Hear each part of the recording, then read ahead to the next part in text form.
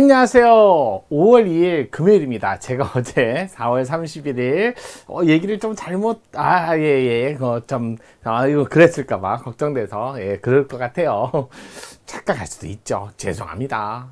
제가 만약에 강의들 중에 잘못 얘기하면 바로바로 알려주세요.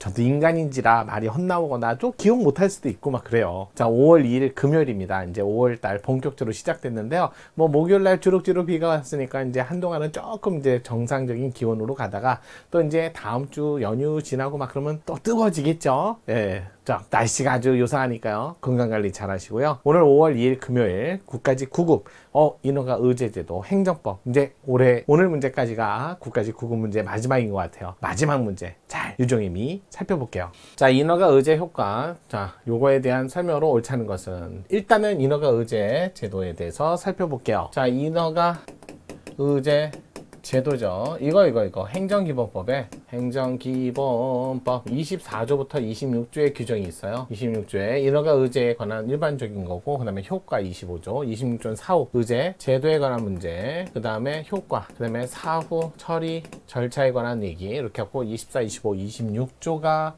행정기본법에 명시적 근거를 두게 되었다. 근거를 마련하게 되었다. 여기 보면 인허가 의제를 위해서는 행정기본법으로 하는 게 아니라요, 법률에 따로 근거를 둬라. 그래서 24조에 법률의 근거를 마련해야 돼요. 근거를 마련해야만, 행정기본법이 아니라 행정기본법에 법률 근거를 마련하라고 했으니까 개별법이 있어야 된다, 이런 뜻이죠. 개별 규정이 있어야만 된다. 그래서 행정기본법만 가지고는 안 돼요. 그러면서 그런 개별 규정을 만들 때 행정기본법을 참고하라는 거예요. 인허가 의제 주된 청의 사안이 있고, 관련된 청이 있고, 청이 있고, 옛날에는 하나의 사업을 하나의 청에서만 허가를 받으면 영업을 했는데, 이렇게 관련된 여러 청의 허가까지 받아야 될 경우, 원래는 갑이라는 사람이 이렇게 해야 돼요. 각각 이렇게 각각. 근데 얘는 된다, 얘도 된다, 근데 얘가 안 된다. 그러면 사업을 못 해요. 그러면 행정청 간에도 충돌이 생기는 거잖아요. 그래서 이런 것도 통일적으로 하고, 그 다음에 갑 입장에서도 이런 절차를 조금 편리하게, 간편하게 이렇게 행정 서비스를 제공하기 위해서는 그래요. 주된 인허가 여기 주된 인허가 청에다가 여기서 여기 하나만 이렇게 하는 거죠. 여기다 신청을 하는 거죠. 신청하면서 당연히 관련 청의 서류도 다 제출을 하셔야 돼요. 그러면 이렇게 관련 서류까지 제출하시면, 그러면 내부적 협의를 거쳐라, 이렇게 된 거죠. 이렇게 내부에서 내부적 협의를 해야 되고, 이 협의는 20일 내에 해라. 이것도 날짜도 외우셔야 돼요. 20일 이내. 그래서 각과 관련청은 20일 이내 협의에 대한 대답을 해주라는 거죠. 이렇게 글자, 숫자도 정확하게 암기하셔야 돼요. 24조에 규정이 있는 거예요. 그러고 나서 효과는 25조죠. 이게 이제 25조 효과. 효과는 내부적 협의를 거쳐서 주된 허가를 해주면 관련 인허가, 주된 청의 허가는 관련 청의 인허가나 허가가 의제되는 걸로 보는 거죠. 의제된다. 그래서 의제되는 허가가 있고 주된 허가가 있다는 거야. 그래서 주된 허가만 나가면 의제된다, 갑에게. 그러면 따라 나가는 거예요. 그럼 만약에요, 주된 허가가 기속이에요. 무조건 해야 된다 라고 했는데, 관련청의 허가는 인허가는 재량이에요. 그럼 만약에 재량에서 만약에 하나라도 거부가 나오면 주된 허가도 거부, 모두 다 오케이 하면 여기도 오케이. 그러다 보니까 얘가 본의 아니게 거부도 가능해요. 그러다 보니까 제게 원칙이다 라고 하는데, 효과가 이런데, 이게 전부 인허가 제도가 있고요, 부분 일부 인허가 의제 제도가 있어요. 이렇게 종류가 두 개가 있고, 이것도 개별법에 따라서 법적 근거, 요거에 따라서 성질에 따라서 달라지는 거지, 이거 마음대로 왔다 갔다 해석을 통해서 결정하는 건 아니에요. 해석이 아니라는 거죠. 해석이 아니라 개별법의 규정에 따라. 그래서 일부 부분 인허가는 주된 청이 있는데, 관련청이 원래 따지면 관련청 모두가 이렇게 갖고 이렇게 해줘야만 이렇게 나가는데, 이게 이제 전부 인허가 제도 이거고, 일부 인허가 제도는 주된 청이 관련청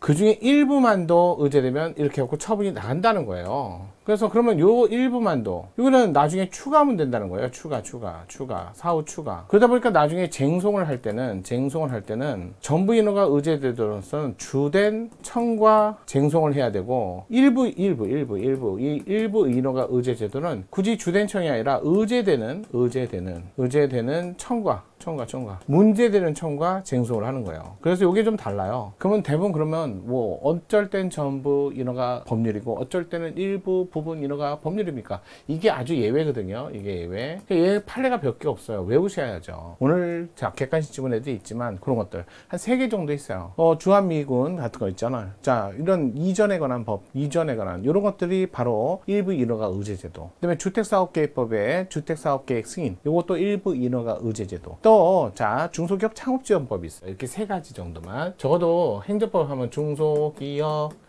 창업지원법, 주택사업법, 주택사업계획 승인, 중소기업 창업지원법에 요거 이렇게 나오나, 그 다음에 주한미군 자 이전에 관한 법인데 너무 그 법도 이름도 길어요. 잘 안 나와요. 그냥 이 2개는 일부 인허가 의제제도 판례에서 인정한 법이다.